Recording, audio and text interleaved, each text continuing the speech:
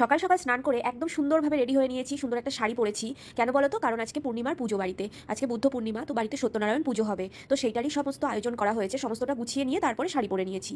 তো আমাকে কেমন লাগছে অবশ্যই জানিও। আর আজকের দিনে তোমাদের কার কার বাড়িতে সত্যনারায়ণ পুজো হয় সেটাও বলো। আর আমার ঠাকুর ঘর কেমন সাজানো হয়েছে সেটা কিন্তু বলতে ভুলো না। কে পুজোও হবে, তার সাথে হোমযজ্ঞও হবে ঠাকুরের।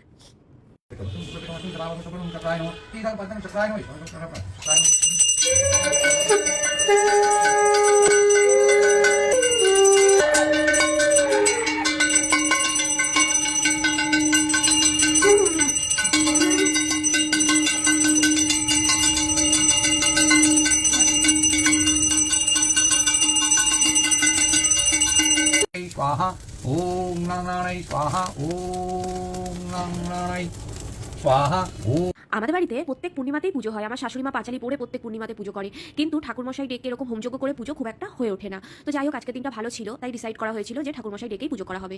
তো এখন তো অনেকটাই বেলা হয়ে গেছে, খিদেও পেয়েছিল, তো প্রসাদ খেয়ে নিলাম। তো আজকের মতো টাটা। ভিডিওটি ভালো লাগলে অবশ্যই লাইক কমেন্ট করে দিও আর একটা ফলো করে দিও। আর এই ভিডিওটা আগামীকাল তোমরা দেখতে পাবে।